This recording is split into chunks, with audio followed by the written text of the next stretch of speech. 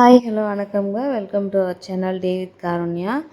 முருங்கைக்கீரையை எங்கள் வீட்டில் சாப்பிட மாட்டாங்க, எங்கள் குழந்தைங்களுக்கு பிடிக்கவே பிடிக்காதுன்னு சொல்கிறவங்க கண்டிப்பாக முருங்கைக்கீரையை வச்சு இந்த மாதிரி ஒரு சட்னி ட்ரை பண்ணி பாருங்கள்.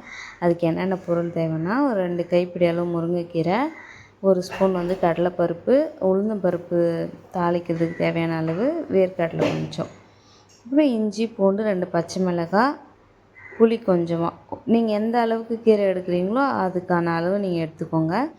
நல்லா எண்ணெய் காஞ்சதும் எண்ணெயில் உளுத்தம்பருப்பு, கடலைப்பருப்பு, வேர்க்கடலை இதெல்லாம் சேர்த்து நல்லா பொரித்து எடுத்துக்கோங்க. முருங்கைக்கீரை நான் சாப்பிடவே மாட்டேன்றவங்களுக்கு நீங்கள் இதை முருங்கைக்கீரை சட்னின்னு சொல்லாமலே கொடுக்கலாம்.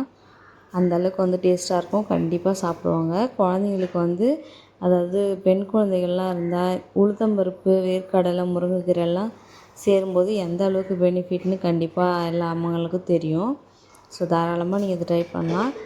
எண்ணெய் நல்லெண்ணெய், அதனால் நான் நிறையவே சேர்த்துருக்கேன். இதிலேருந்து தாளிப்புக்கும் கொஞ்சம் எடுத்து வச்சுப்பேன். சன்ஃப்ளவர் ஆயில், கோல்டு வின்னர் இந்த மாதிரி எண்ணெயில் நம்ம சிக்கன்லாம் பொரித்து கொடுக்குறது நல்லதுன்னு நினைக்கும்போது, ஒரு முருங்கைக்கீரை, வேர்க்கடலை சேர்ந்து அதோட நல்லெண்ணெய் சேரும்போது அதோடய பெனிஃபிட் ரொம்ப நல்லது. நீங்கள் தயங்காமல் நல்லெண்ணெய் நிறைய சேர்த்துக்கலாம். இப்போ இந்த ஸ்டேஜில் பச்சை மிளகாய், இஞ்சி பூண்டு இதெல்லாம் சேர்த்துக்கிறேன். புளி மட்டும் தனியாக எடுத்து வச்சுட்டேன். இது நல்லா பொரிஞ்சு வந்ததுக்கப்புறம் முருங்கைக்கீரையும் உள்ளே சேர்த்துக்கலாம்.